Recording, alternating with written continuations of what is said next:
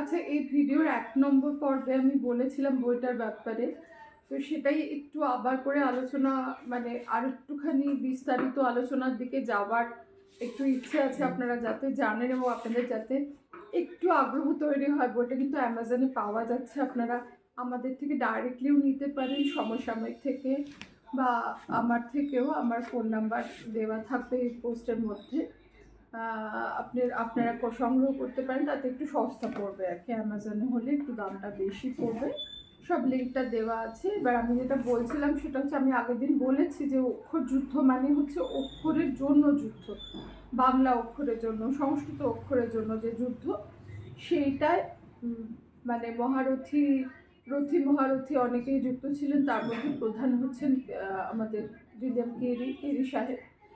এবং যাকে ছাড়া এটা হতোই না সেটা হচ্ছে, তিনি হচ্ছেন মানে পঞ্চানন কর্মকার এবং তার জামাতা মনোহর কর্মকার, এবং পরে কৃষ্ণচন্দ্র কর্মকার তার মানে মনোহরের ছেলে। তো সেইটা নিয়ে আলোচনা করা হয়েছে কয়েকটা চ্যাপ্টার জুড়ে।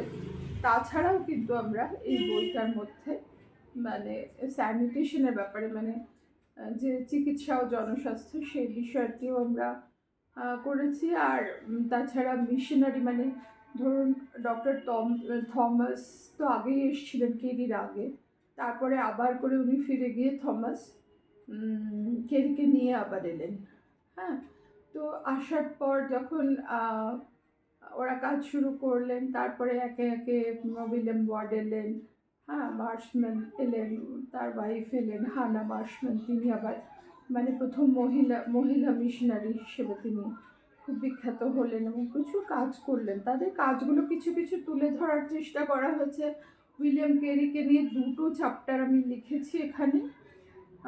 একটা হচ্ছে উইলিয়াম কেরি একটি বিখ্যাত, এবং তার তার সঙ্গে ওর বিজ্ঞান পিপাসা ভীষণ বেশি ছিল, এবং উনি খুব বড় বোটানিস্ট ছিলেন, সেটা আমরা অনেকেই হয়তো জানি না।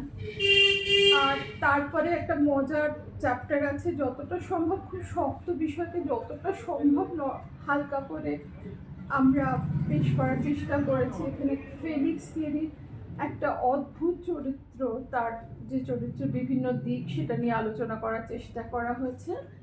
এবং তারপরে আমাদের বাঙালিদের মধ্যে যিনি সর্বপ্রথম এটা নিয়ে কাজ করেন তিনি হলেন পঞ্চানন কর্মকার।